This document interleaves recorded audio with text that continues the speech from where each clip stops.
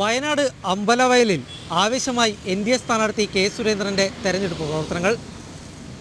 തെരഞ്ഞെടുപ്പ് പ്രചാരണ പരിപാടിയിൽ പി.സി. ജോർജ് പങ്കെടുത്തു.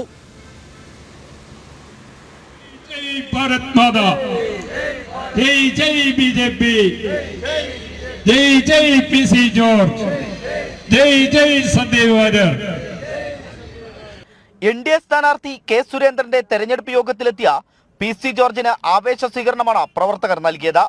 വയനാട് അറിയുന്ന നേതാവാണ് കെ സുരേന്ദ്രനെന്ന് പി.സി. ജോർജ് പറഞ്ഞു. സുരേന്ദ്രൻ വർഷങ്ങളായി വയനാടുമായി ബന്ധപ്പെട്ട് ജീവിക്കുന്നവനാണ്. ഇവിടെ 3 സ്ഥാനാർത്ഥികളായി പ്രമുഖ സ്ഥാനാർത്ഥികൾ 3 അതിൽ വയനാടുകാരനെന്ന് അവകാശപ്പെടാൻ കഴിയുന്നത് കെ സുരേന്ദ്രൻ മാത്രമാണ് ഞാൻ പറയുമ്പോൾ.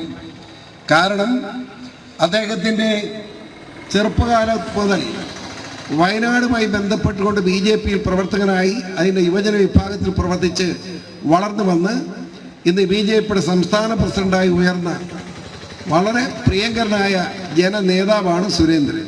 ഈ വയനാട് എന്ന് പറയുന്ന ഈ മേഖലയെ രക്ഷിക്കാൻ, വയനാടിൻ്റെ പ്രശ്നങ്ങൾ കേന്ദ്ര ഗവൺമെൻറ്റിന് മുമ്പിൽ അവതരിപ്പിക്കാൻ ഇത്രമാത്രം ശക്തനായ ഒരു നേതാവ് വേറെ ഇല്ല എന്ന് നിഷ്പക്ഷമായി ചിന്തിക്കുന്നത് നിങ്ങൾക്ക് മനസ്സിലാക്കാൻ കഴിയും എന്നാണ് എൻ്റെ വിശ്വാസം. വിവിധ പാർട്ടിയിൽ നിന്നും രാജിവെച്ച BJP-യിലെത്തിയ പ്രവർത്തകരെ പി.സി. ജോർജും സന്ദീപ് വാര്യരും ചേർന്ന് സ്വീകരിച്ചു.